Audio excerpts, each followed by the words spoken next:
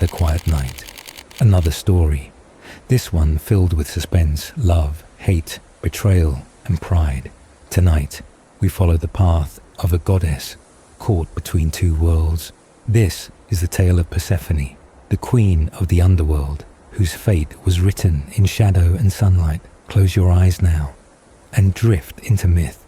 And if you genuinely like these stories that I bring you, don't forget to like and subscribe. It brings me all the joy in the world. Persephone, the goddess queen of the underworld and the wife of the god of the dead, stood between two worlds, her presence marking both life and death, spring and winter.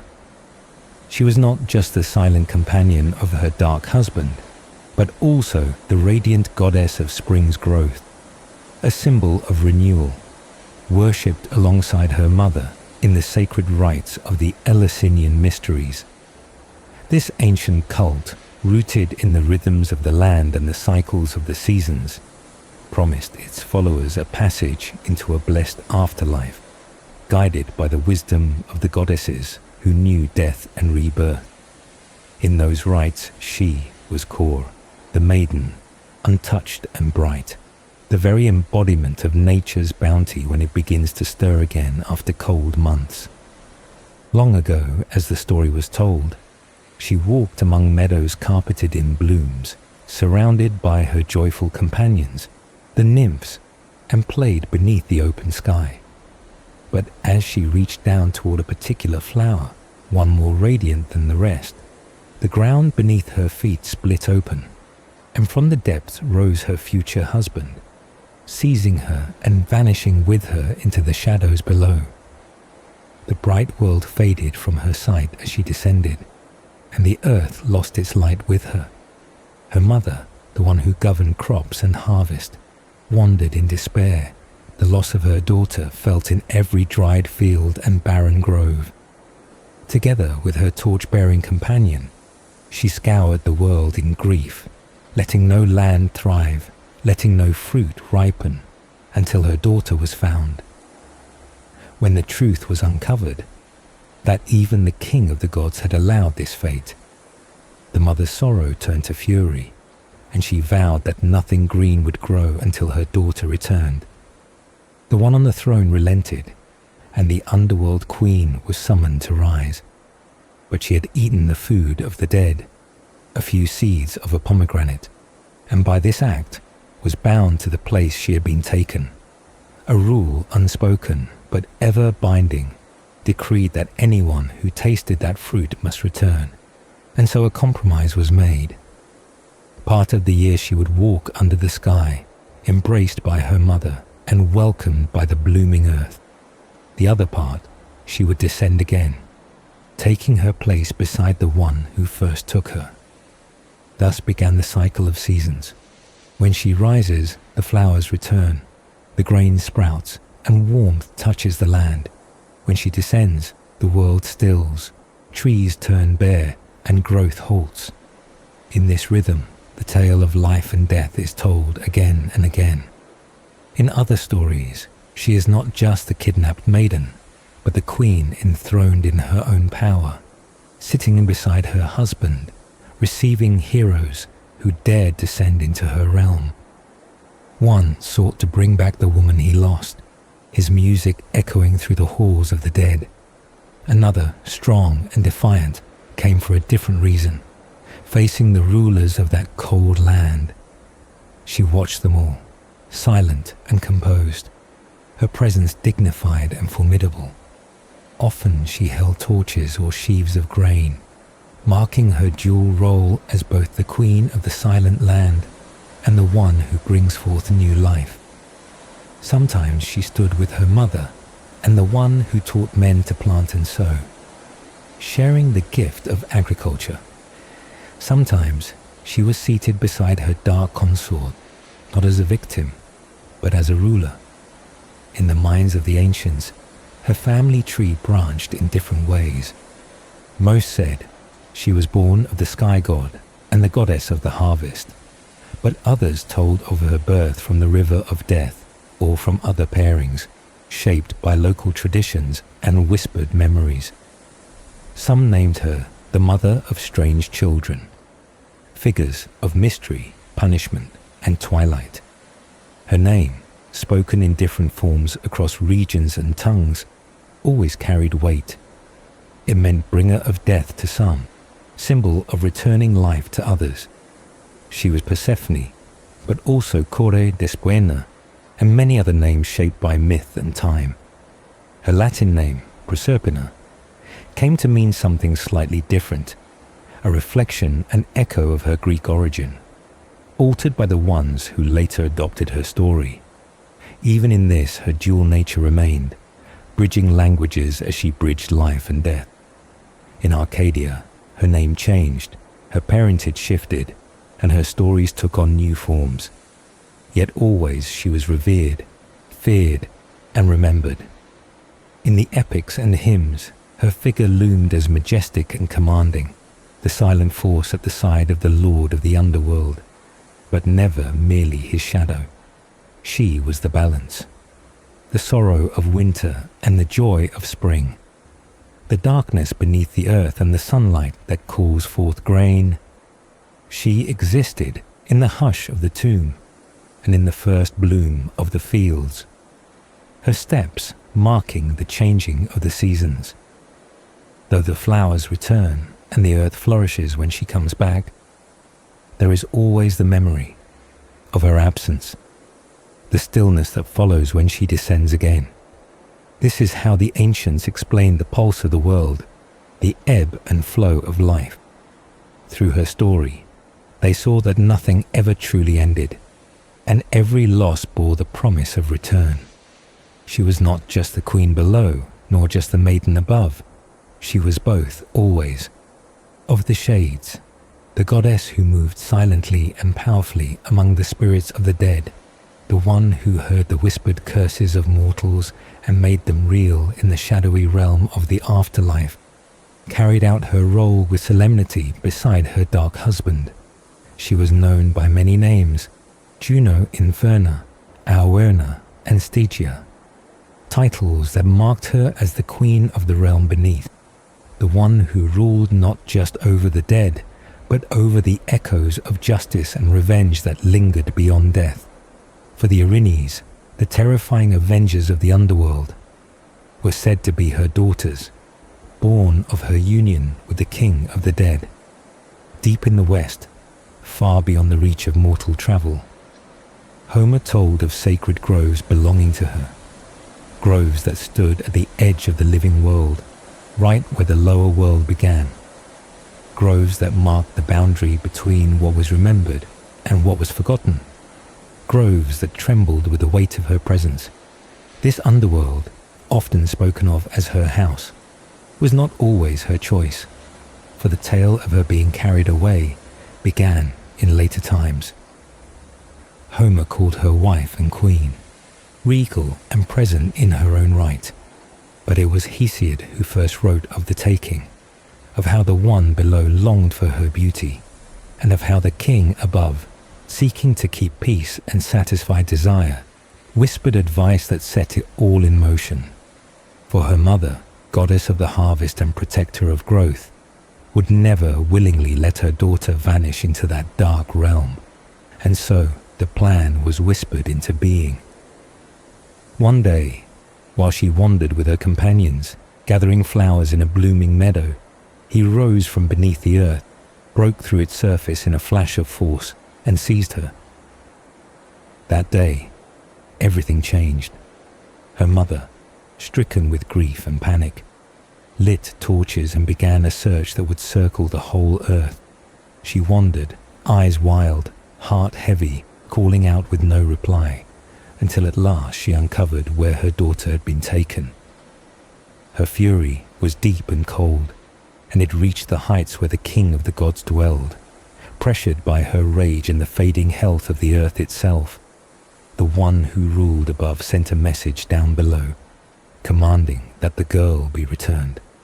The Dark King obeyed, but not before placing into her hands a pomegranate seed, red and glowing, sweet and final. She tasted it, and by the ancient laws of the underworld, that act bound her to return. Thus, a compromise was struck. Part of the year she would live among the gods above, the light warming her skin, her mother rejoicing in her return.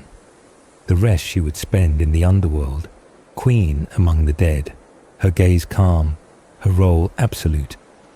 Some said she spent a third of the year below, others half, but all agreed that her journey shaped the rhythm of the world. As she ascended, flowers bloomed and crops rose high. As she descended, leaves fell and fields went silent. This was the rhythm of the earth, the breathing of the land itself, and she was the one who walked between the beats. The place where she was taken changed depending on who told the tale. In Sicily, the people believed it was their meadows that held the secret, that it was near Enna she had bent to the flowers, and that from that spot the dark chariot had risen. They said that where he broke the surface, the well Cyane came forth, a silent witness turned to water. The Cretans held that their island was the stage for the abduction, and in Boeotia, they pointed to the Nicaean plain, where she once walked before vanishing beneath. Others said she was taken at the edge of Oceanus, where the western waters met the world's end. Still others named Attica near Athens, or Erineos by Eleusis, or even the shores near Lerna, each claiming their land as part of the path she walked. In every place there was a memory, a whisper of her passing, a belief that her steps had touched their soil. For her story echoed through all lands, told in every grove and temple where her name was spoken. It was a tale of loss and return, of power taken and then reclaimed. Through her journey, she came to mean more than a queen or a maiden. She became a symbol, a figure in whom the ancients saw the great truth of life and death. She stood as a reminder that nothing stayed forever, that everything changed and cycled. She was the one who knew the world above and the world below, who carried light in her hands even in the deepest shadows, and whose footsteps marked the turn of the year. Her role among the dead was not of fear alone, but of balance. Her gaze steady, her presence absolute. In the world of mortals, her coming brought green and grain, and her leaving taught patience and the stillness of winter. And so the world turned again and again, following her path through the seasons, guided by her unseen hand.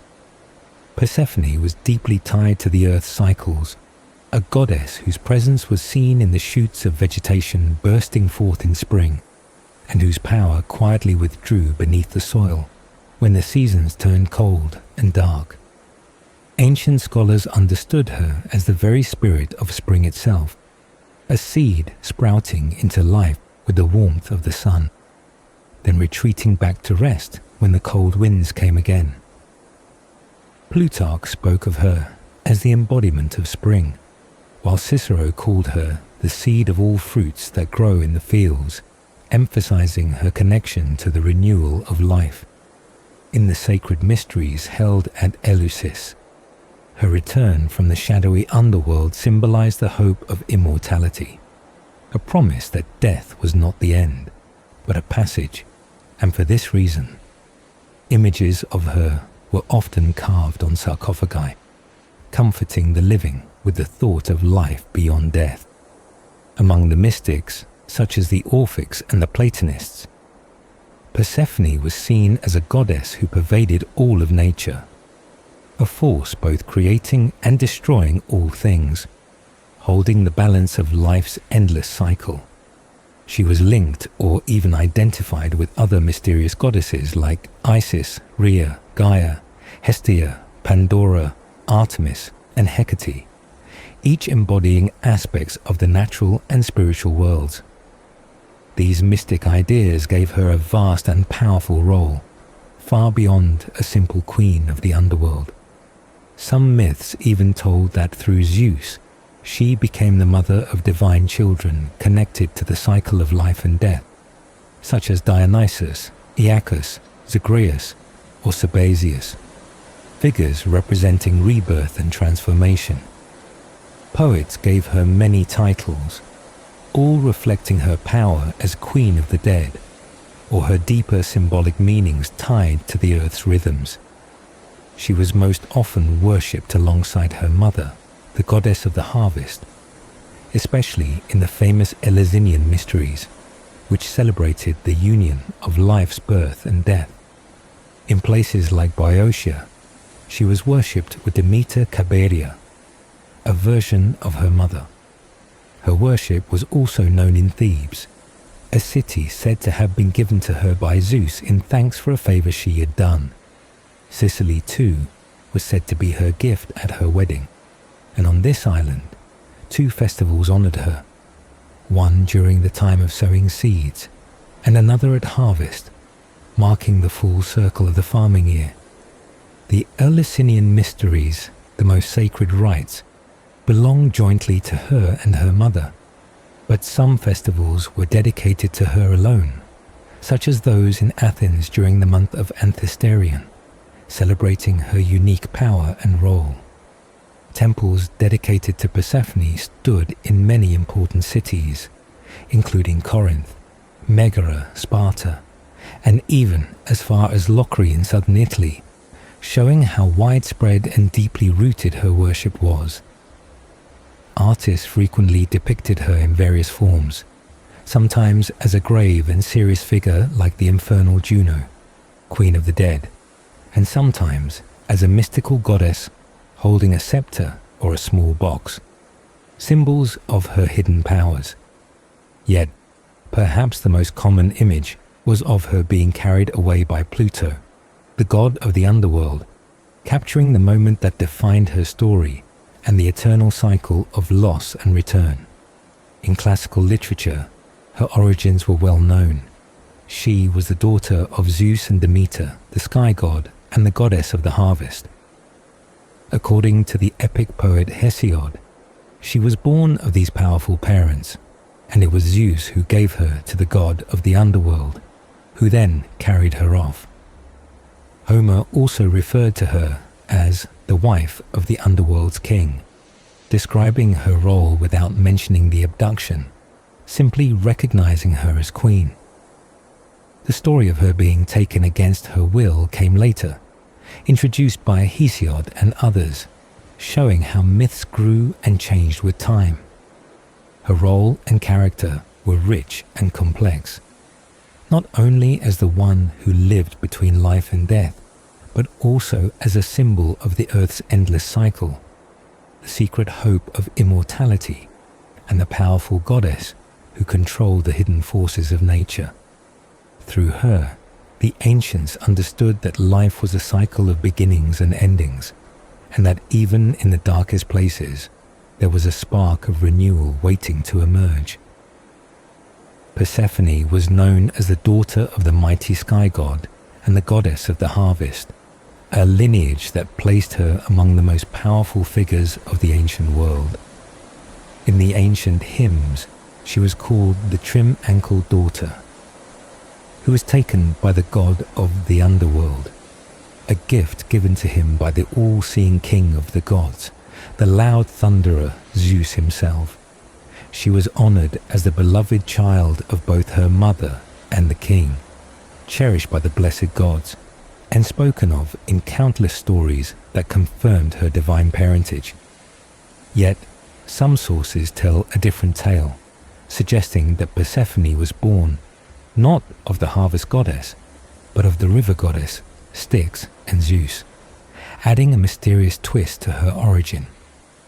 In the mythographers' lists, this version appears, though the common and more accepted story is that Demeter, the goddess of grain and growth, was her mother. This uncertainty around her birth reflects the many layers and changing traditions that surrounded her figure, showing how her story evolved in different times and places. Beyond her famous role as queen of the underworld and goddess of spring, there exists a lesser-known myth where Persephone is credited with creating mankind out of clay, a task more often attributed to the clever Titan Prometheus. In this tale, as she was crossing a river, she found some soft mud and began to shape a man, moulding his form with thoughtful hands. But the act of giving life to this creation was not hers alone.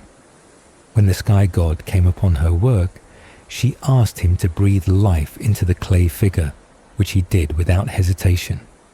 However, when she wished to name her creation, the two gods began to dispute over who should have the honor.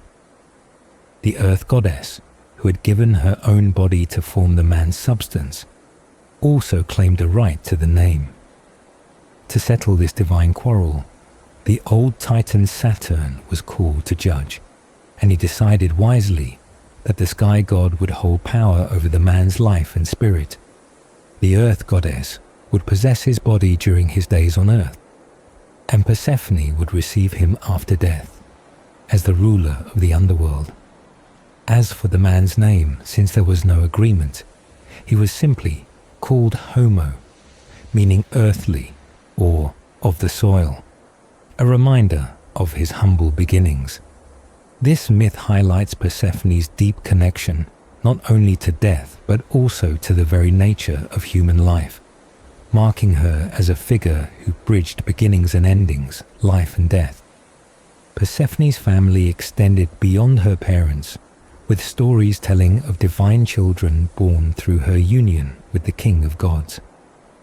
One such child was Zagreus, also known as Dionysus in some myths, a god connected to wine, rebirth, and the mysteries of life and death.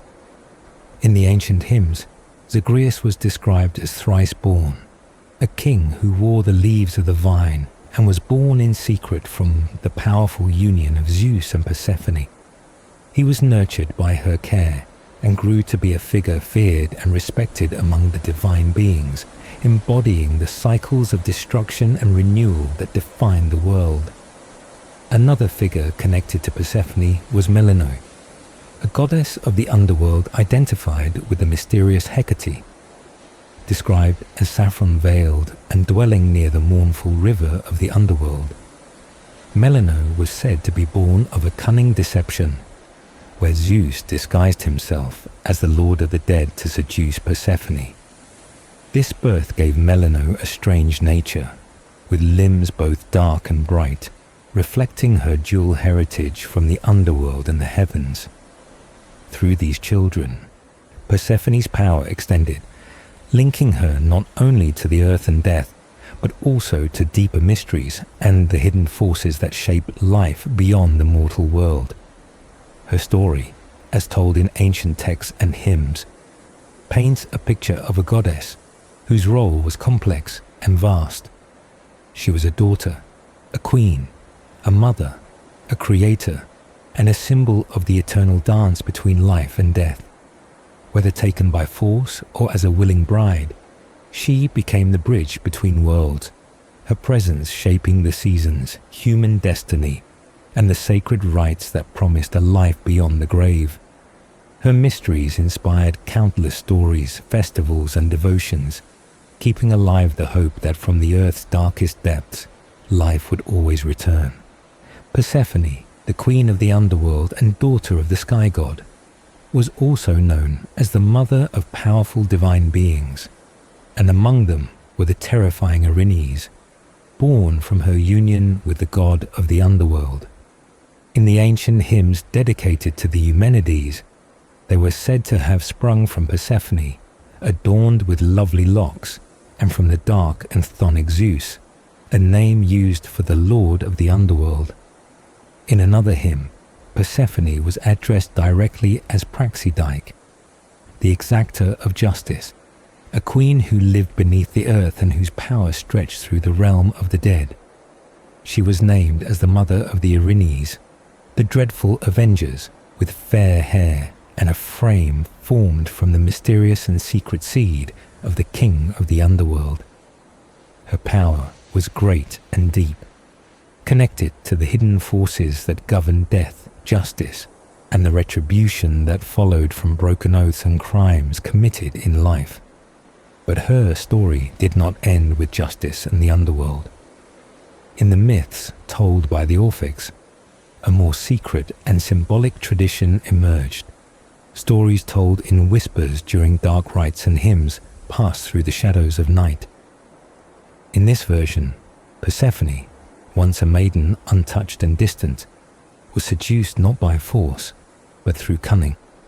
The sky god, in a form not easily resisted, came to her as a serpent, his body coiled and glittering, a symbol of the deep mysteries of the world.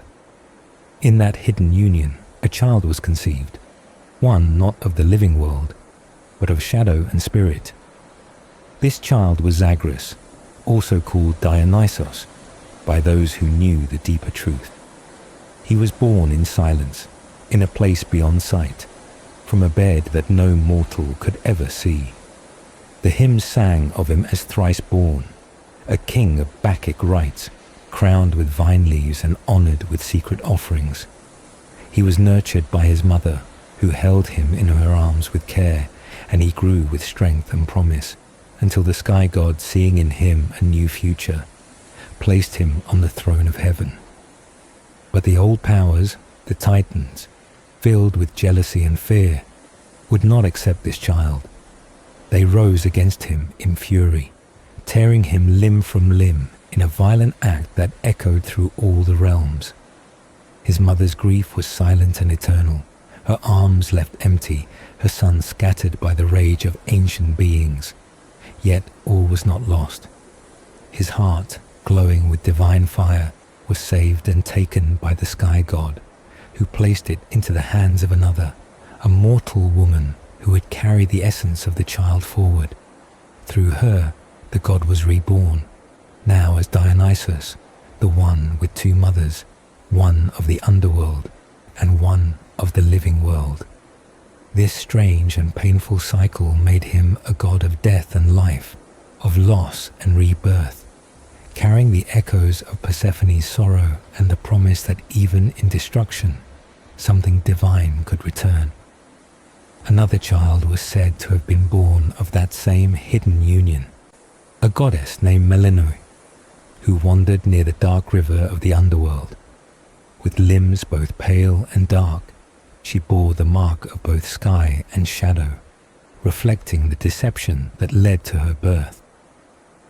Her mother, tricked by the sky god who wore the appearance of the Lord of the Dead, gave life to a goddess who stood between worlds, strange and feared. Persephone's story stretched far beyond the surface of the earth. Through her children, the divine and terrible forces of the world were shaped. Zagreus, born of secrecy and torn by wrath, reborn through another, stood as a symbol of hidden truths. Melinoe, born from trickery and gloom, stood as a figure of haunting mystery. The hymns, epics, and ancient writings passed these stories from mouth to mouth, from hand to hand, always remembering the maiden who became a queen, the queen who became a mother, and the mother who watched her children walk between death and life. Her role in these myths was not only to rule, but to carry the weight of creation, destruction, and the eternal cycle that bound all things together. The poets and historians wrote of the rituals held in her honor, always at night, always in secret, filled with symbols that hinted at shame and sacred truth. From the depths of the underworld to the high throne of the gods, Persephone's influence was seen and felt. Through the seduction, the birth, the death, and the rebirth, her legacy endured, not only in the spring that bloomed each year, but also in the sacred rites and whispered hymns that spoke of a goddess whose path passed through the deepest parts of the earth and the highest realms of the sky. When Zeus, the ruler of the sky and all who dwelled on high, was overtaken by desire, he did not approach in the fullness of his divine form, but instead wrapped himself in deception, twisting his shape into the smooth coils of a gentle serpent. In this form, sleek and sinuous, with many curving rings, he slithered toward the one who had captured the attention of gods and immortals alike. Persephone, the maiden still unwed, still untouched, played alone, unaware of the power that watched her with an unsleeping storm of passion. While the halls of Olympus stirred with the silent longing of many suitors, she remained hidden, not by walls or shadows, but by the grace of her own innocence. Yet her beauty had bewitched all who looked upon her. One after another, the gods had come with their gifts, each hoping to win her favor and claim her hand. Hermes, not yet joined to Pytho, brought with him his slender rod, not for war, but as a symbol of guidance and charm, something to hang within her chamber as a sign of his hope. Apollon strummed his harp, filling the air with sweet melodies, offering music as a marriage gift, hoping it might touch her heart. Ares, the warrior, laid down his spear and placed a shining cuirass before her, adding a polished shield to the pile, weapons softened into tokens of courtship. From the forges of fire came Hephaestus, the god of craft and flame, limping still from old wounds, but bearing a necklace of wondrous color and design, freshly forged and warm from the furnace, its glow a match to his aching hopes. Yet even he had recently cast aside the goddess of love, bitter at the betrayal he had witnessed between her and the god of war, and sought now a purer, untouched affection. But none of these gifts, no matter how thoughtful or rare, could match the burning that took hold of the king of gods. Zeus was overwhelmed. When he saw Persephone, he was not calm. His gaze reached her before he did, guiding every spirit of desire toward her, every force of love bending around her like stars pulled into orbit. Within him burned a constant fire, kindled by a spark so small, yet now grown into a raging furnace. His thoughts were consumed, the power of his heart, of his eyes, of his soul, all bound to her. Even the storms that obeyed him could not break this fever. He watched as she once gazed upon her reflection in a polished bronze plate, her face shining back at her like a second self, silent and still, a copy made of light and shadow.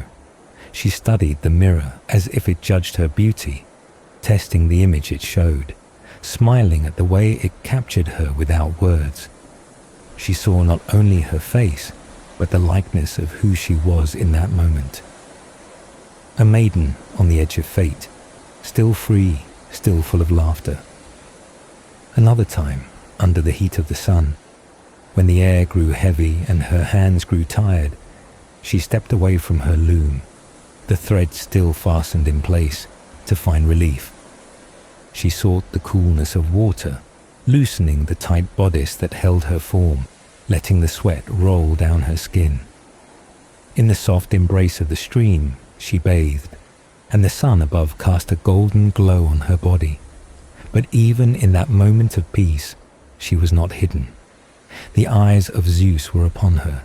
His desire grew more desperate, more furious, and his power did not shield him from it. For all his thunder and dominion, he could not conquer the pull he felt. None of his other loves satisfied him now.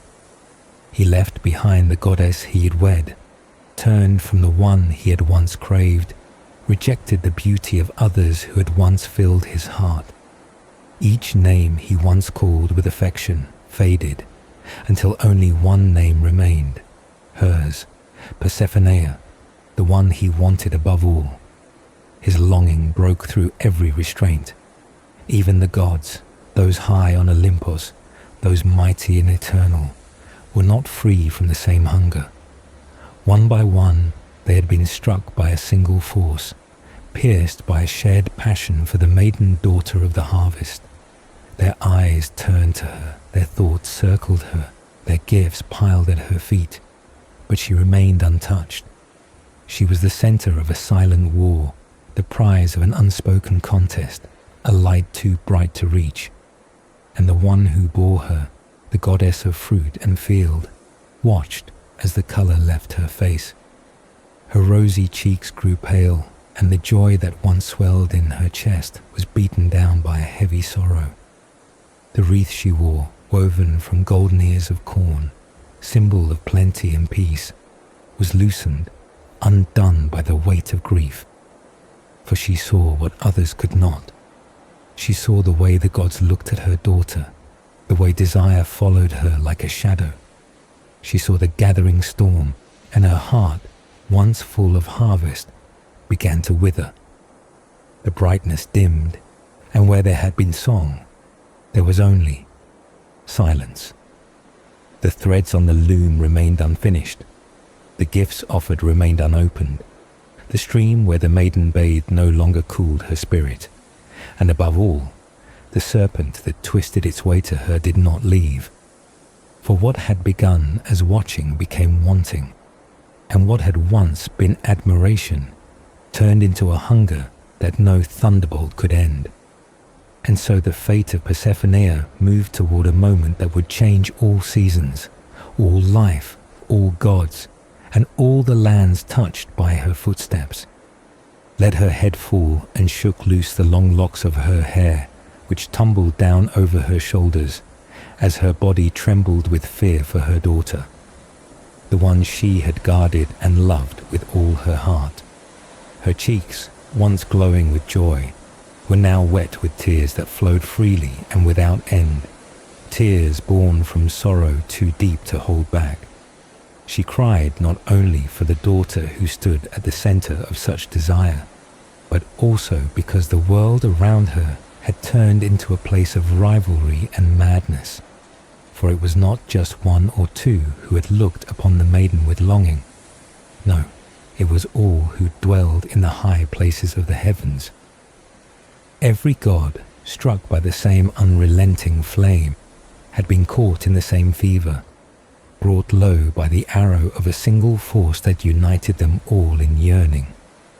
Love, wild and fierce, had taken hold of them, and they had become suitors, each one more eager than the last, offering gifts, praises and promises, their hearts burning with the wish to be chosen.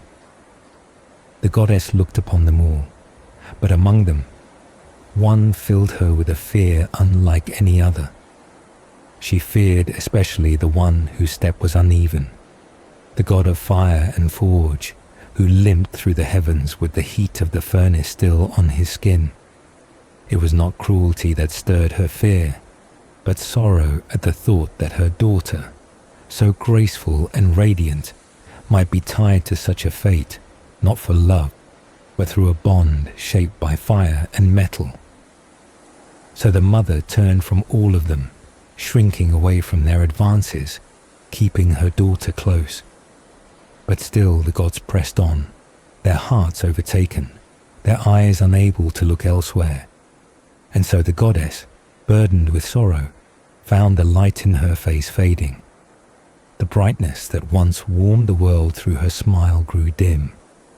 The pain in her chest swelled, each beat of her heart another reminder of what might come. She could no longer bear the weight of uncertainty, and so she moved swiftly, her feet quick upon the earth, until she reached the dwelling of the one who read the stars. She came to the house of the Old One, the one who measured time by light and dark, who knew the signs carried by the stars and planets above. With reverence, she placed her left hand upon his knees, and with her right hand she gently touched the beard that flowed down his chest, a gesture of deep respect and pleading. She poured out her worries, naming each of the suitors who had come for her child, seeking answers, needing to know what the future would hold. For sometimes, even a small promise of what may come can ease the ache of the present. The Ancient One did not turn her away. He listened, understanding that this was not just a question of love, but of fate. He asked for the day the child had entered the world, the hour and the season of her birth, every detail that could help him read the path ahead. Then, slowly, he began his work. He folded and turned his fingers, counting carefully, measuring the days and seasons, tracing their rhythm with silent precision. Beside him stood his servant, who lifted a great round sphere, shaped like the sky, marked with stars and paths, placing it upon the lid of a chest. The Old One set it spinning on its pivot, eyes moving across its surface, watching the points of light as they turned. He followed the curve of the zodiac, studying the movement of the planets, the fixed stars that watch the world from afar. He read the sky like a book, and when he had gathered every sign, every hint from the heavens, he gently stopped the sphere and placed it back inside its box. Then, with a voice deep and heavy with meaning, he gave his prophecy.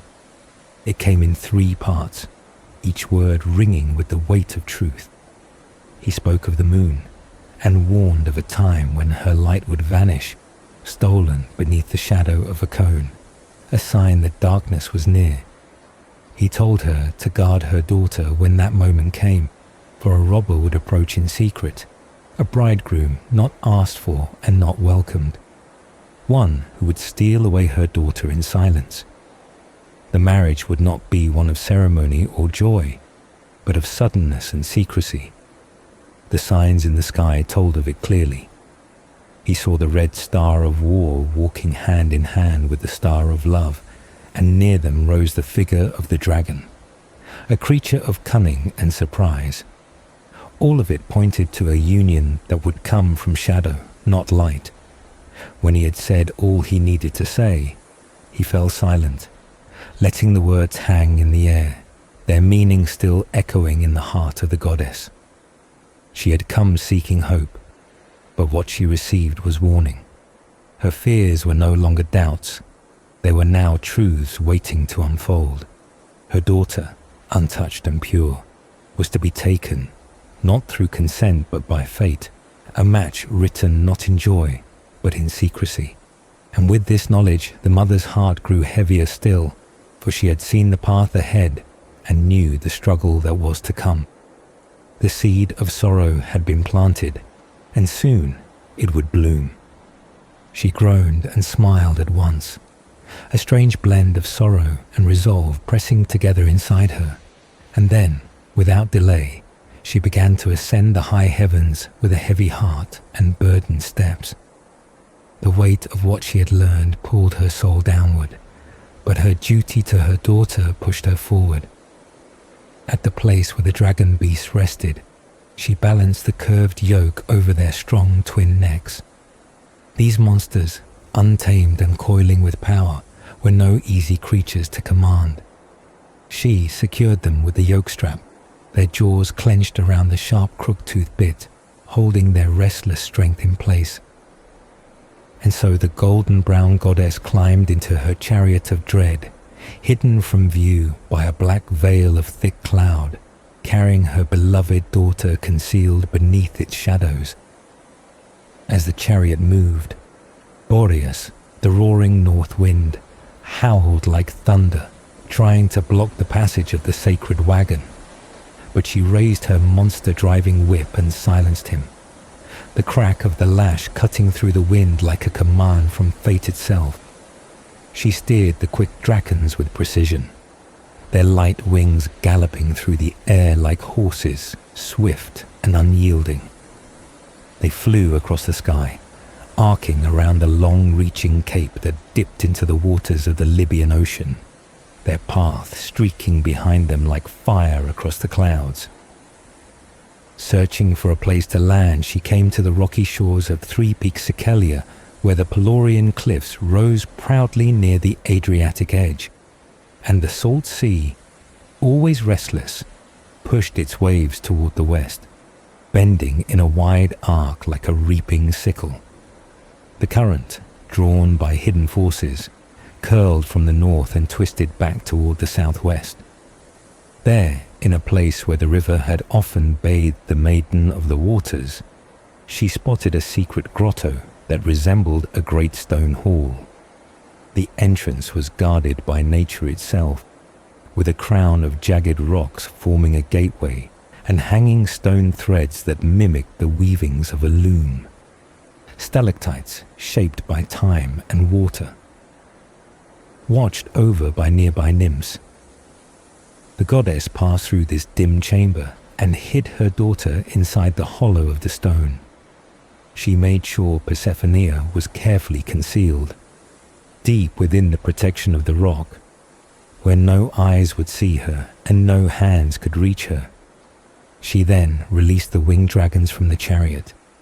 One beast she placed to the right of the entrance, beside a jutting rock that pointed outward like a fang, and the other to the left, near a sharp stone barrier, each acting as a living guardian to the hidden girl. These fearsome creatures, still and silent now, stood watch over the threshold. There too she left Caligulea, her old nurse, faithful and kind, along with her baskets and all the tools of domestic craft, the same arts taught by the wise maiden of weaving.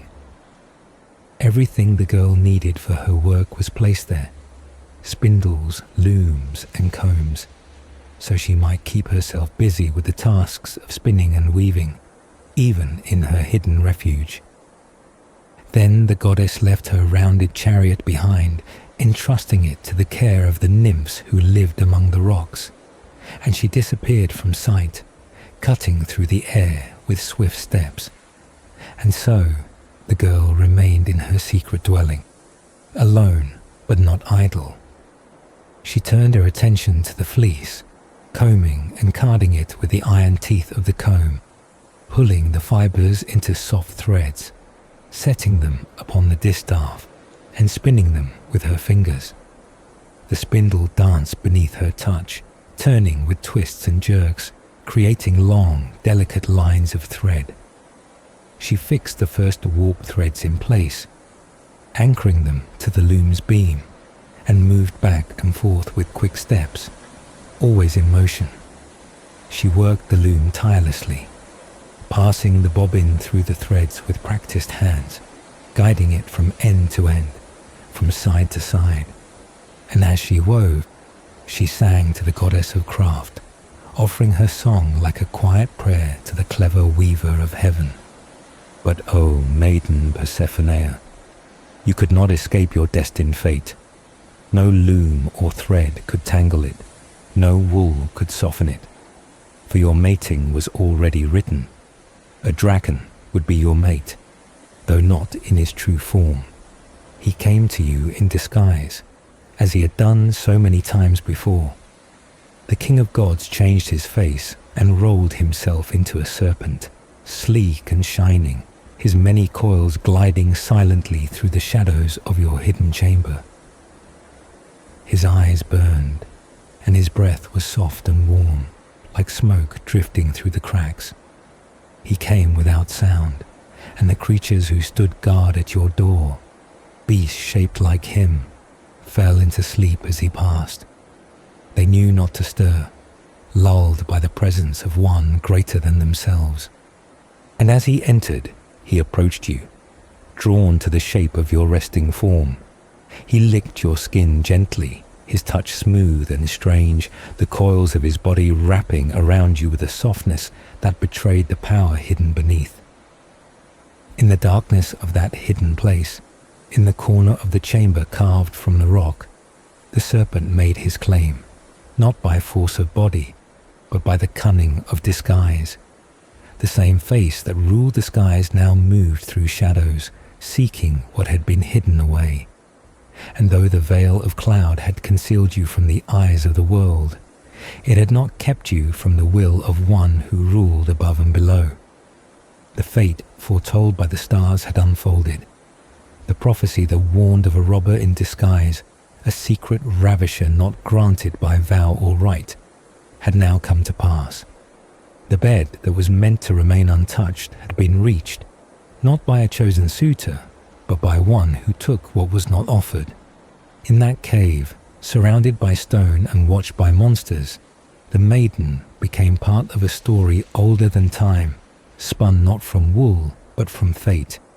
And so began the chapter that would twist the course of seasons, unravel the peace of gods, and set into motion the tale of the goddess who once weaved by the river, and was now bound to a king who came as a serpent.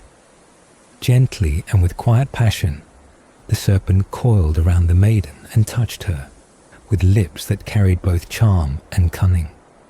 In that hidden place, far from the eyes of gods and mortals, the union between the ruler of the heavens and the daughter of the earth and underworld was sealed.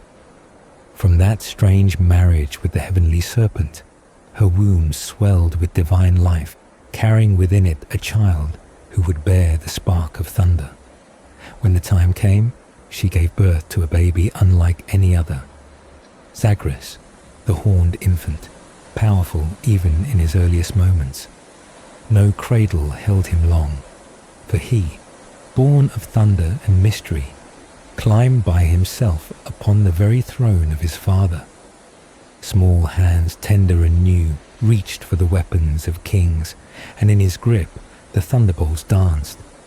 He held lightning as if it were his toy, lifting it and carrying it with ease, born already with the might of storms coursing through him. This child, Zagreus, was not just another god. He was born of shadow and sky, destined to walk paths no other child of the heavens had dared. But his fate was not one of peace. In the tales told through shadowed hymns and secret rites, his name would carry sorrow and division. Later, when jealousy and anger stirred the halls of heaven, an old grudge rose from the lips of one who had been wronged. Hera, burning with fury, whispered to the one once wronged. Persephone, the mother who had seen her child torn to pieces. She reminded her of that pain. She spoke of how Zeus had saved another, had rescued the child of Semele, the one called Dionysus, from the fire of a thunderbolt, shielding him even as a newborn. But when it had been Zagreus, the first Dionysus, it was not the same. No saving hand came. No divine shield blocked the blades. He had been left to suffer, to be torn by the hands of those who hated his rising power. And then, as if to add insult to injury, Semele had been granted the starry sky as a wedding gift, while Persephone was given the depths of gloom, the cold halls of the underworld. Others lived above in golden light. Apollo played his lyre in the sun. Hermes ran across the skies, but Persephone remained in the place of shadows. Hera's voice did not ask for justice. It planted seeds of bitterness. She questioned what good it was that Zeus had come to Persephone at all. What value there had been in that secret union if the child born from it was only to be destroyed. The serpent had ravished the maiden, had broken the untouched veil, and yet left her with only grief and the echo of thunder clutched in empty arms. Even in later records, Zagreus was remembered by different names, but always as the chthonic Dionysos, the god of the earth and the dead, the one who came from Persephone and returned to her through sorrow. Poets and scholars alike wrote of the strange path of his birth. Some said he was torn by the Titans, his pieces scattered, his heart alone surviving. Some said the heart was given to another, placed in drink, passed into a mortal womb, and reborn again. But no version forgot that he had come first from her. No version failed to speak of his horned brow and his thunder-wielding hands. He was a god of mystery, and his mother, always silent, bore the weight of that mystery long after he was gone. But Zagreus was not the only love tied to Persephone. In a different tale, one brought over from foreign lands and wrapped in new names, another story bloomed, one of a youth so beautiful that he turned even goddesses against each other. Adonis, a child of stunning form, was once hidden by the goddess of love inside a chest. She wished to keep him safe, to keep him hers, and so she left him with Persephone. But when the queen of the underworld saw the boy, she too was enchanted, and once she had looked upon him, she would not return him. The dispute grew until it reached the ears of Zeus, who, burdened with judgment, divided the year. 1/3 Adonis would spend alone, 1/3 with Persephone, and the final part with Aphrodite. But even this decision did not keep the boy's heart from choosing. In time, he gave his own portion to the goddess of love, drawn by her soft gaze and sweet words. In old hymns, Adonis was called the flower of love, sprung from the secret bed of Persephone, fading into the depths and then rising again to shine among the stars, bound to the seasons and the turn of fate. Another voice claimed that it was not Zeus but Calliope who judged the quarrel, again giving equal halves to each goddess, trying to soothe the fire with fairness. Still, the boy's beauty caused more than division. It became a symbol of how even love shared can turn to sorrow. And where there is love, there is also wrath. Another tale tells of a nymph named Minth, whose name would one day be tied to green herbs and bitter scent. In ancient whispers, she was said to have drawn the eye of the god of the Underworld, and Persephone, hearing of this, let her fury bloom. The nymph's body, once soft and proud, was trampled, crushed beneath the weight of divine rage, and from her broken form, a plant was born, forever scented with longing and sharp remembrance. The story of Mint lingered, a warning wrapped in leaves, a tale of what happens when desire trespasses too near the Queen of Shadows. And so, through union and rage, birth and loss, Persephone's story unfolded, not just in the stolen springtime, not just in the grain that grows and dies, but in the children she bore, the love she held, and the silence that surrounded her steps. From serpent to child, from judgment to flower, from jealousy to plant, her tale wove through myth like thread through a loom, each strand soaked in sorrow, power, and the strange bloom of life from within death. The concubine of the king of the underworld, once bold and proud, met a fate shaped by jealousy and divine wrath. This nymph, once called Minth, had lain in the bed of the Lord of the Dead, her beauty known beneath the earth. But everything changed when the dark-eyed maiden descended, claimed as queen, her presence sealing the fate of all who dared rival her. Mintha, unable to bear the shift in power and favor, raised her voice in complaint, uttering overconfident words and foolish boasts. She declared herself more noble, more beautiful, and more deserving of the Dark King's love than the new queen. Her arrogance grew, and with pride swelling in her heart, she claimed that the king would cast aside the maiden and return to her instead. These words, spoken in a voice swollen with envy, echoed through the halls of the underworld, reaching the ears of the mother of the new bride. The response came swift and crushing. Demeter, filled with fury at the insult cast upon her daughter, trampled the nymph underfoot, grinding her pride into the dust with divine rage. From that destruction, something soft and fragrant emerged. The earth, bearing witness to the punishment, gave rise to a small plant, weak in form but rich in scent. This was Minta no more, but the herb that carried her name, a living memory of beauty, pride, and downfall. Others said it was the queen herself who transformed the rival, not in anger but through divine grace, turning the woman into fragrant mint with her own hands. And so, the bold one who once lay beside the ruler of the shades became a plant of gardens, her voice silenced, her form scattered into leaves. But not all tales of the queen were marked by wrath. In some stories, her favor brought miracles, even for those trapped beyond death. Once, there was a man known for his cleverness, one whose mind turned like a spinning wheel, always seeking a way out. His name was Sisyphus, and he, alone among mortals, found a path back from the land of the dead. wrapped in the dark veil of Thanatos, he had crossed through the black gates, passed into the place where no soul returns. But he spoke with words dipped in wit, and he persuaded the queen who reigns among the shadows. Though she was the one who dulled the minds of the dead, who brought forgetfulness to those who crossed her threshold, even she listened. His words, smooth and sharp, broke through the gloom, and so, through her rare consent, he returned to the light of the sun, stepping back across the threshold that holds all others, leaving behind the stillness of the grave for the warmth of the world above. None before him had done this. None after would find it so easy.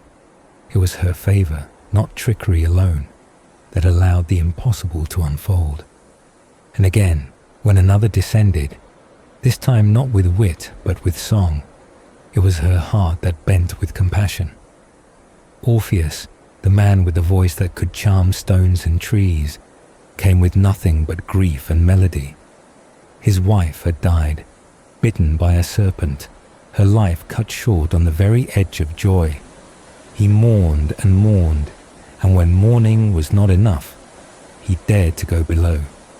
Through the gates of tartarus, through the rivers of the dead, through the crowds of shadows who moaned in silence, he came, and there, in the cold light of the underworld, he stood before the queen and her shadowed king.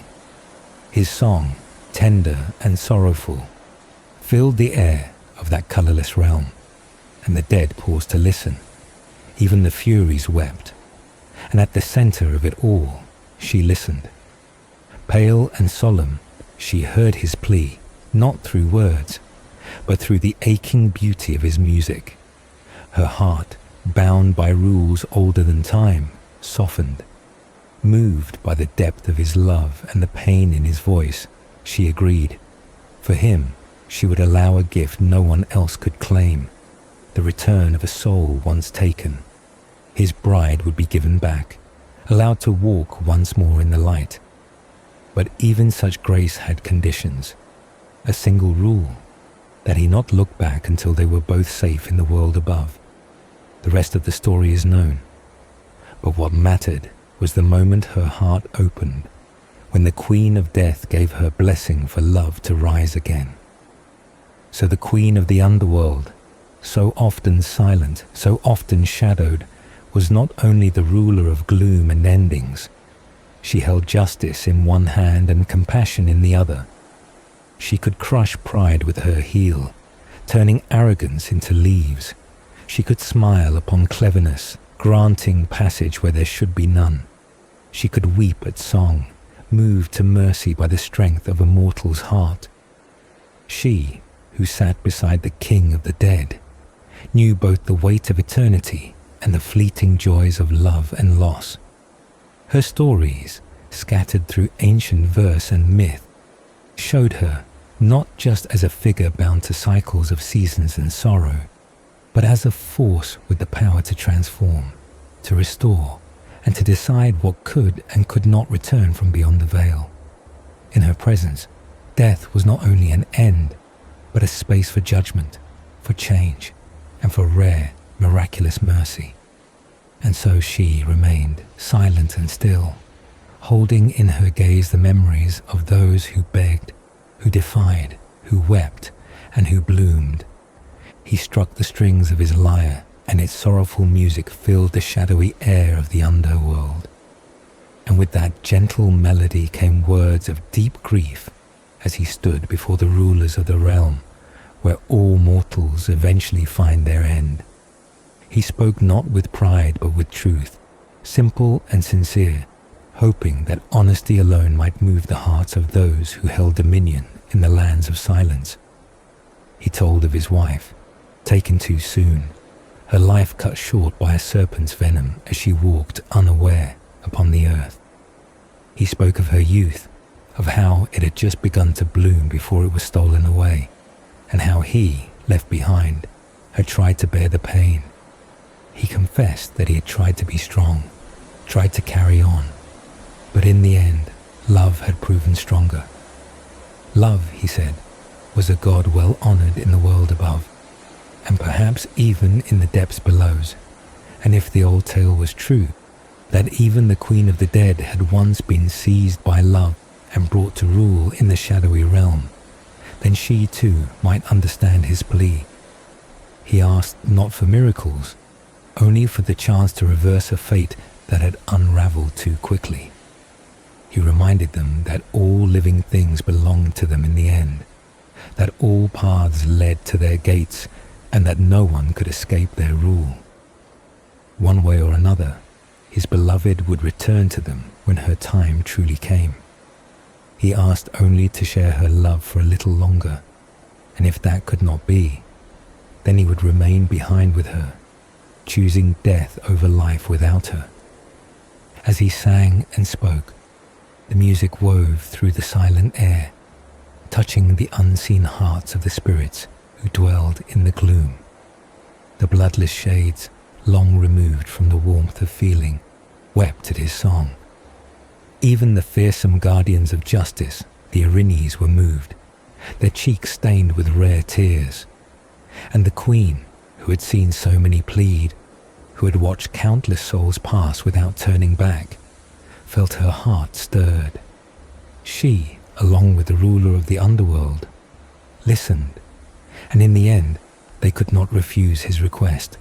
They called forth his beloved, who had only just crossed into their realm, her spirit still fresh with the sting of death. She came slowly, still limping from the wound that had taken her, her steps unsteady, her form half bound to the mortal world she had just left. And when she stood beside him again, he was granted one chance, one condition, that he must lead her back to the world above without once turning to look. Until both their feet had left the valleys of death, he must not glance behind, or she would be lost forever. The path they walked was steep and uncertain, shrouded in dimness and quiet. Each step forward carried the weight of hope and dread. As they climbed, silence pressed upon them, and only the sound of their footsteps marked the passage of time. The world above, bright and full of life, was near. The edge of it glowed faintly ahead, but as they approached it, fear took hold. He worried that she might stumble, that she might grow weak. He longed to assure himself that she was still there, still following, and in that single moment of doubt and yearning, he looked back, and in that instant, the gift was undone. She began to fade, slipping back into the shadows. He reached for her, arms open, desperate to pull her into his embrace, but he caught nothing but air. She was already gone. Her form dissolved before him, leaving only the memory of her touch. And though she did not speak in anger, she left him with a gentle breath, a soft farewell that carried no blame. She turned once more and walked away, returning to the world from which she had been summoned. This second death, not of the body but of hope, shattered him. His mind, already strained by sorrow, fell into ruin. He had lost her once by chance, and again by his own hand. He begged to be allowed to cross again, to plead once more, but the ferryman who guarded the river Styx turned him away. No soul could pass the same path twice by will alone, so he remained by the dark shore, not moving, not eating, letting his grief feed him in place of bread. For 7 days he sat, unwashed and still, tears his only company, his eyes turned to the dark water that had taken her. His heart, hollowed by love, could no longer find rest. He spoke curses into the void, not out of hate, but because the cruelty of fate had stolen joy from his hands not once, but twice. And there were others too, who felt the rare favor of the queen below. There was one, a woman named Alcestis, who had offered herself in place of her husband, choosing to die so that he might live. But through the intervention of the gods, her sacrifice was not made final. She too was allowed to return, drawn back from the edge of death by divine will. The queen who ruled the shades permitted it, not from command, but from understanding. In these stories, the queen's nature was shown not only in her silence, her judgment, or her power, but also in her ability to feel. She, who knew what it was to be taken, who lived among the dead yet remembered life, held within her the power to grant mercy, not often and not lightly, but when the plea touched something old and hidden within her. In these few moments, when souls cried out not for themselves, but for love, her hand lifted the veil of death, even if only for a moment. And though most who passed through her realm would never leave, the memory of those she spared lived on, carried in song, in grief, and in hope. When the time came for him to die, the decree of fate was clear, and death approached as it does for all mortals, with silent certainty. Yet, through the will of the gods, there had been granted a rare condition. Should another willingly offer their life in his place, he would be spared. And when that final day arrived, it was his wife, Alcestis, who stepped forward without hesitation. She gave her life so that her husband might continue his. Her love was so deep, her resolve so unwavering, that she crossed the threshold into the underworld to fulfill this fate. But the queen who ruled beneath, she who measured the worth of those who entered her realm, took pity on such a sacrifice. Whether it was by her own will that Alcestis was returned, or whether it was through the strength of another who descended into the dark to face the Lord of the Dead and pull her back by force, the result was the same. Alcestis returned to life, led out of the realm of shadows and into the light once more. This rare act of mercy or victory did not erase the fact that death had touched her, but it marked her as one who had felt the weight of it and lived again. Yet not all sought the favor of the queen with such humility or love. There was another, bold beyond reason, who dared to violate the sacred laws of death with arrogant desire. He was a king in the world above, and he set his sights upon the queen below, not in reverence, but in lust. Pirithous, proud and daring, sought to steal Persephone from her throne and make her his bride. This act, unlike the quiet plea of a grieving husband, was one of sheer impiety.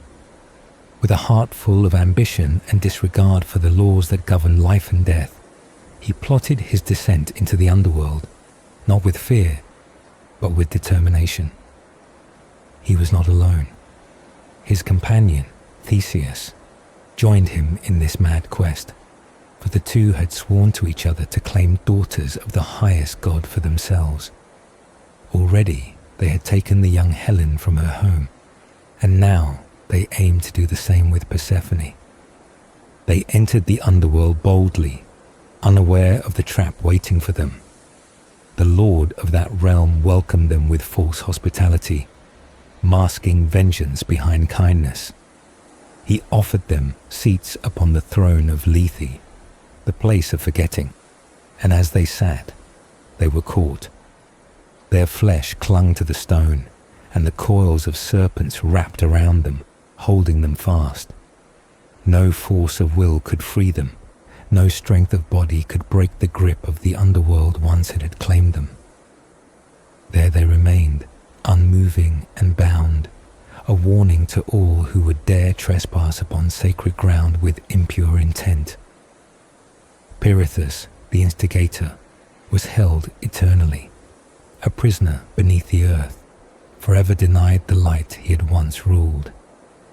Theseus, though equally guilty, was one day lifted by the hand of another, dragged from the stone by a hero sent to fulfill a different task. But even that hero, though strong enough to pull one free, was not permitted to rescue both. When he reached for Pirithous, the earth itself trembled, and he let go, understanding that some crimes could not be undone. The queen did not speak, nor did she rage. She had no need for threats or curses. Her silence and her law were enough, She, who had known what it was to be taken, would not be taken again. Her realm was sacred, and those who entered it with impure hearts would not leave. The gods above might forgive, might forget, but below, the rules were older and harsher. No vow of friendship, no strength of arms, no charm of tongue could erase the impiety of what had been attempted. The chains that bound the two kings were not just physical, but woven from the very fabric of the underworld's justice. They had crossed a line drawn by the oldest powers, and only one of them would rise again. And so the stories of Persephone's favor and wrath are told side by side, of one woman brought back for love, and one man held forever for daring to steal. In her silence lies both kindness and fury. She who grants release when the heart is true, and binds tight when it is not. Her hand may lift a soul from darkness, or press it down with the weight of judgment. She who was once taken now decides who may return, and who must remain. Her realm is not easily crossed nor lightly challenged, and those who forget this find their fate sealed not by sword or flame, but by stillness, by memory, and by the quiet will of the queen who watches from the shadows. Regarded the boldness of the two men, he saw the weight of their punishment. Persephone, because of his impiety, remained in the realm of the dead, condemned to endure everlasting torment beneath the earth. While some tales said that both of them never returned, their ambitions swallowed entirely by the darkness they had dared to enter, other stories, passed from one generation to the next, told how one of them did rise again. Heracles, that strongest of all heroes, descended into the underworld as part of his many labors, and there he was welcomed by the Queen of the Dead, who received him not with hostility, but like a brother. With her favor, he was able to do what no mortal had done. He freed the two companions from their bonds. It was by the grace of the Queen herself, not through force or violence, that Heracles succeeded. He brought back Theseus, pulling him from the place where the living do not belong. As for Persephone, his fate was sealed. The stories vary. Some say he remained behind, unable to be forgiven for the crime of seeking to steal the queen herself from her throne. Others say both men were never seen again. But those who believed in Heracles' mercy and strength held that at least one of them returned to the light above. Later, others tried to give new shape to the story, to explain it in ways more grounded in the world of men. A historian once told it, not as a tale of gods and shades, but as the act of two men who sought to steal a king's daughter, one named Idoneus, whose household bore the names of gods. His wife was called Persephone, his daughter Cora, and his savage dog he named Cerberus. The king demanded that any man who wished to marry his daughter must first face the beast in battle, a test of worth and strength. But when he learned that the two men had come not to win her fairly, but to seize her by trickery, his judgment was swift. He ordered them bound. Persephone was thrown to the dog and perished, devoured by the guardian he had never meant to face. Theseus, though guilty, was kept imprisoned. He lived, but his pride was broken, and so he remained, a prisoner of a king who valued law and vengeance. When Heracles came as a guest to this same king and heard the tale of what had occurred, he grieved.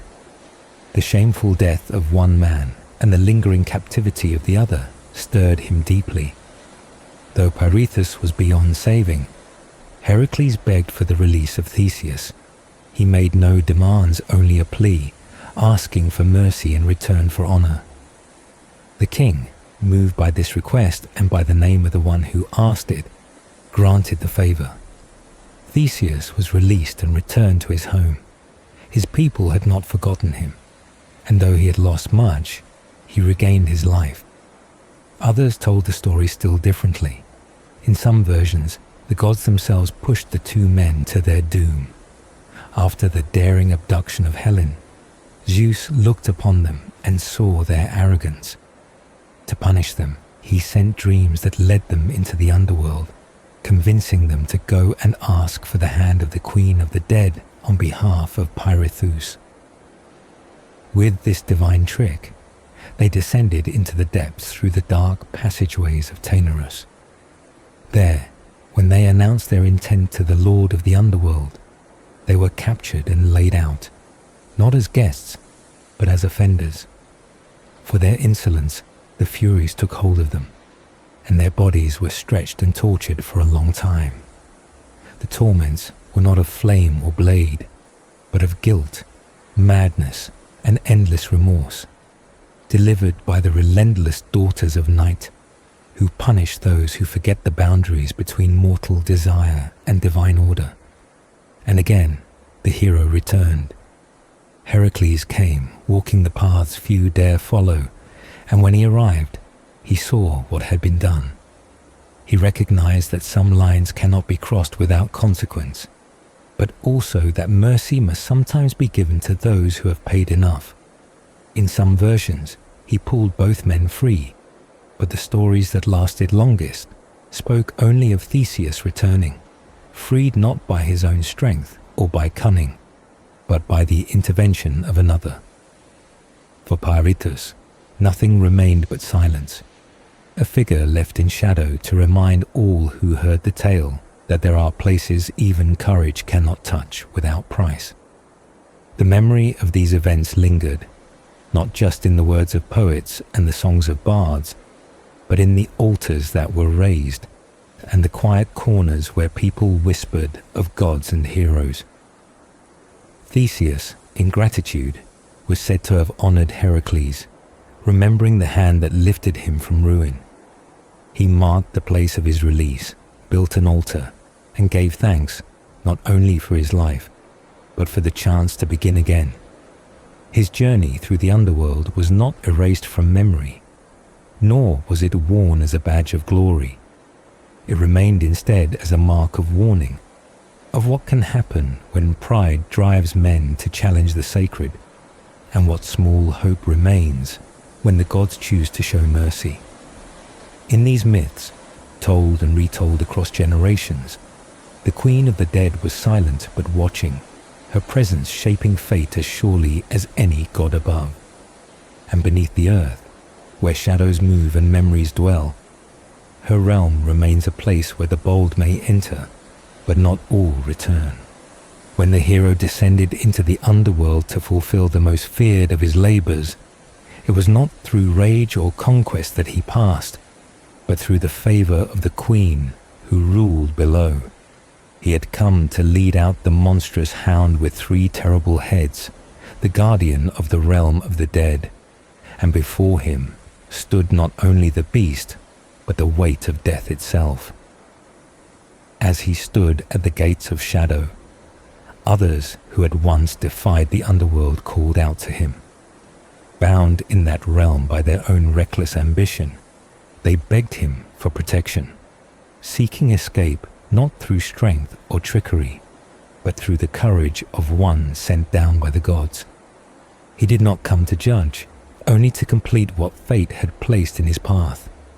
And so he promised them safety, and through his promise he obtained favor not just from the lord of the underworld, but from its queen, who welcomed him not as an invader, but as a brother. He pressed deeper into the realm where no mortal breath lasts long. He crossed the dark river, the pool none return from, and fared through the silence where lost souls wandered, shadows of their former selves.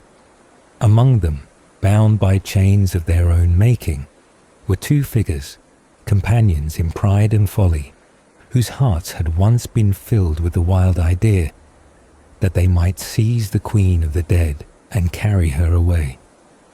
One had come not for love, but for the madness of his comrade, and the other had burned with unholy desire, daring to approach the very throne of the underworld not to plead, but to steal. the brave recruit of a madman, they called him.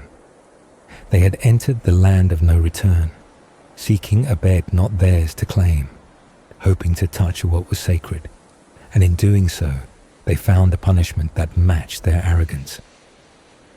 There, in the depths of Acheron, they sat, cursed, still, silent, on the rocks of memory. When the time came for the hero to take the hound, he stood before the rulers of that place. He did not draw his sword. He did not shout. Instead, he wrestled not just beasts, but fate itself. As he neared the creature, a guardian spirit challenged him, keeper of the cattle of the dead. This figure stood between the hero and the gates beyond. The two clashed, not with weapons, but with the strength of limbs. The hero, using nothing but his hands, crushed the breath from his challenger, his arms locked tight around the man's chest, ribs cracking under the force of it. But before death could take the one who stood against him, a voice stilled the fury. Persephone, queen of the dead, asked for mercy, and he obeyed. He set his opponent down and did not strike again. Then he turned to the great hound, the creature with eyes like flame and fangs like spears. He asked for the beast, and the lord of the realm answered, not with denial, but with a condition. He could take the creature, but only if he did so without weapon, without blade or bow, using only his body, his strength, his will. And so, with bare hands, he wrestled the hound, whose breath stank of decay, whose paws scraped the stone, whose bark echoed across the caverns. He wrestled and chained the beast, not with cruelty, but with force guided by the will of the gods. And when the fight was done, the dog did not rage but followed. The hero had done what few dared even to dream. And while he stood victorious, the queen, who had watched in silence, granted him another favor. She allowed him to release the one who sat on the stone, the one who had not burned with lust but had followed his friend into doom. She had seen enough of his suffering, and when the hero asked, she did not refuse. The rock let go, and the man stood once more, freed not by his own doing, but by the request of another. As he left, part of him remained behind, flesh torn by the stone's hold, but he walked again among the living, marked forever by his time in the realm of the dead. Others spoke of the story differently. Some said it was not gods but men with strange names who ruled a kingdom, and that this queen was a daughter guarded by a hound. That suitors came, and one died by the dog's teeth, while the other was chained.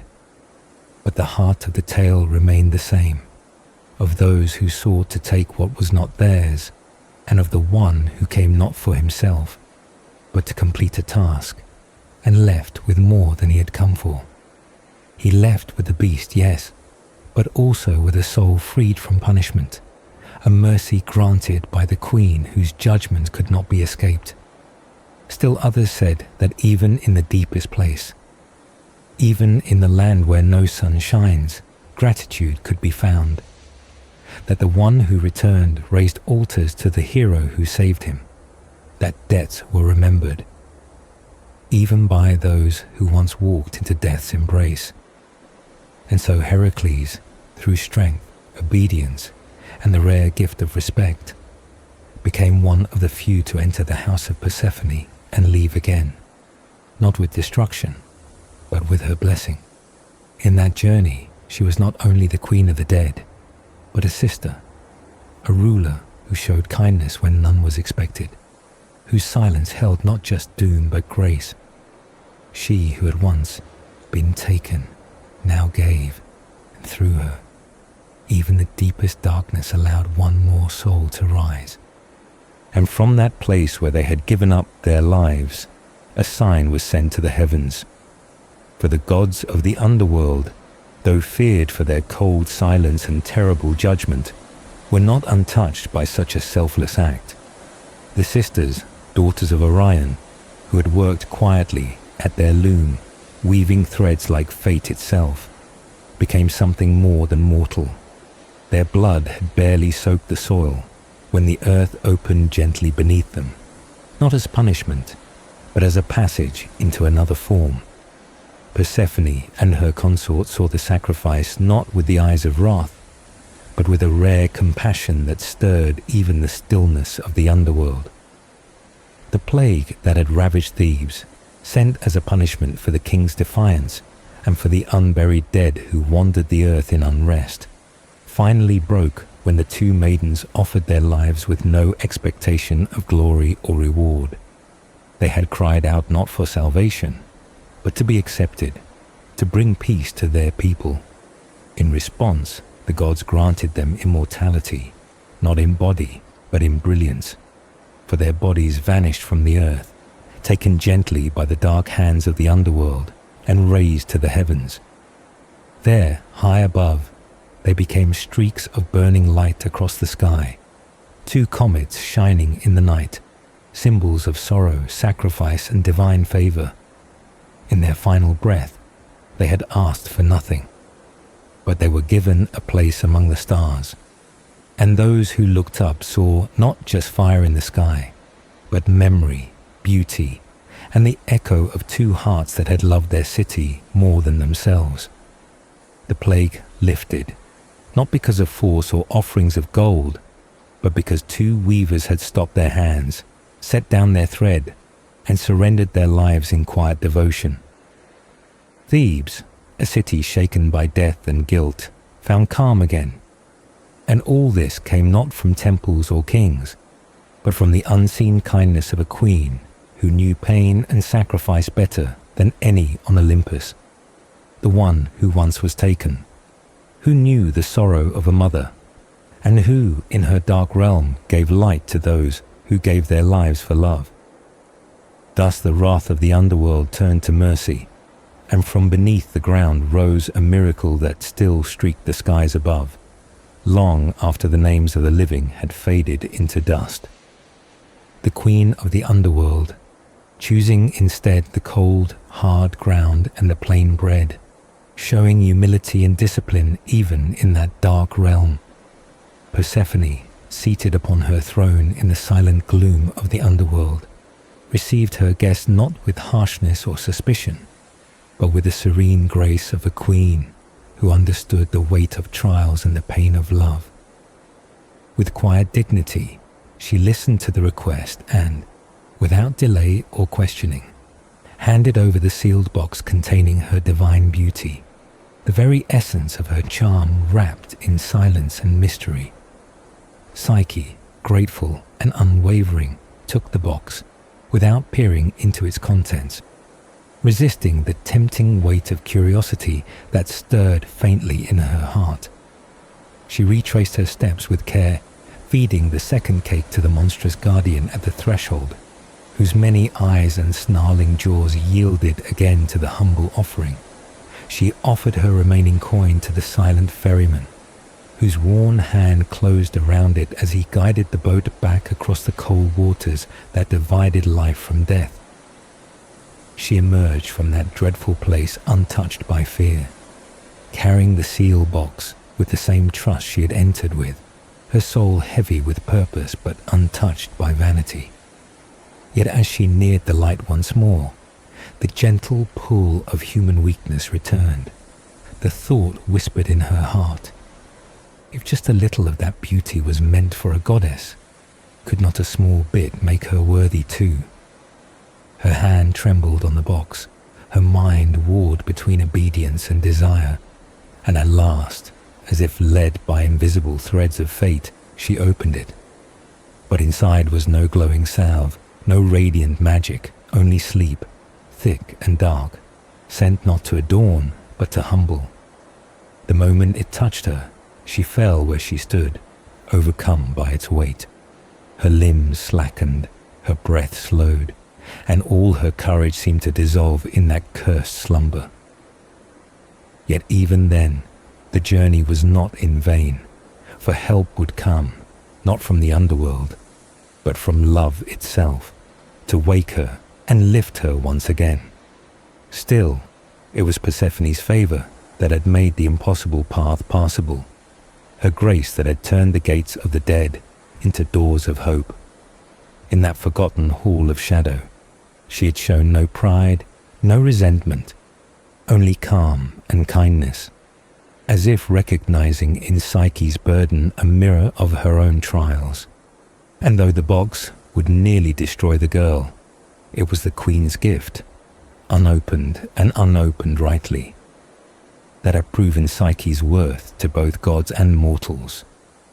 Thus Persephone, sovereign of the underworld, became not just a guardian of souls, but a quiet guide for love's most faithful trials. She sat humbly on the cold ground at the feet of the Queen of the Underworld, refusing the soft seat that had been offered to her, turning away from the rich food that had been set before her, and instead eating only the coarse bread she had brought with her, as she had been instructed. With her mission clear in her heart, she delivered the message, explaining her task and the request from the goddess who had sent her. The Queen, calm and gracious in her dark throne, made no protest, asked no questions, and with quiet efficiency, took the small box and filled it without delay. She sealed it shut, keeping the contents hidden from view, and returned it to her guest, who accepted it with both hands, her heart steady and her mind set on completing her journey. She turned once more toward the upper world, her steps swift and determined, and as she reached the threshold where the monstrous guardian awaited, she took the second cake and fed it to the beast, whose growling fell silent as he accepted the offering. The ferryman awaited her at the river's edge, and with her final coin placed in his hand, he guided her across the still waters back toward the land of the living. As the light of the sun touched her face once more and she breathed the air of the upper world, joy and relief rushed through her, but it was soon overtaken by a thought that crept softly into her mind. Curiosity, subtle and persistent, began to whisper. She looked down at the box she carried and remembered what it held. Beauty, not ordinary beauty, but divine beauty, the essence of charm and allure, something worthy of the gods. She thought of her beloved, of his radiant form, and of how plain she felt beside him. A new thought came, a foolish yet tempting thought, that just one small touch of what lay within could make her more beautiful, more pleasing, more worthy of the love she longed to hold. She hesitated. Then, without another word, she slowly opened the box, the seal breaking with a quiet snap that echoed far more than it should have. But there was no glowing perfume, no radiant cream, no shimmer of beauty. Instead, from within the box flowed a heavy darkness, a thick and formless fog, heavy as night and cold as the grave. It was sleep, not peaceful slumber, but the deep, dead stillness of the underworld, a sleep without dreams or breath, sent not to beautify but to remind. The moment the lid was lifted, it rushed over her like a storm cloud, covering her eyes, filling her lungs, wrapping itself around her body until her limbs failed and her thoughts vanished. Her knees gave out, her arms dropped, and she fell silently onto the ground where she stood, her body limp and unmoving, her chest still and empty. She lay there like stone, like a broken statue left in the dust of some forgotten road. There was no cry, no struggle, no chance to resist. The sleep had her completely, binding her in stillness, as if she too had joined the dead, whose realm she had only just left behind. But love does not forget, and even as she lay silent on the ground, someone came, one who knew her heart, who had watched her trials, and who could not bear to see her lost. He found her lying there, cold and lifeless, and with gentle hands and trembling care, he leaned down and wiped the sleep from her skin, gathering every last trace of it and placing it back into the box, sealing it once more. He did not speak, for words were not needed. He simply looked at her, and the look alone was enough to stir the air around her, enough to wake her from the shadow that had taken her. Her breath returned, her fingers moved, her eyes fluttered open, and life returned to her limbs. The weight lifted, the darkness vanished, and the path before her was hers once again. What had almost been lost was found not by power, not by strength, but by love that would not let her fall. And so, the task that had taken her through the darkest halls, past snarling beasts and silent judges, ended not with failure, but with a lesson wrapped in silence. That true beauty, the kind worthy of gods and mortals alike, does not lie in powders or secrets, but in the heart that dares to endure, to trust, and to return even after it has fallen. She rose again, not brighter in form but stronger in spirit, and with the sealed box in her hands, she stepped forward into a world that had waited for her all along.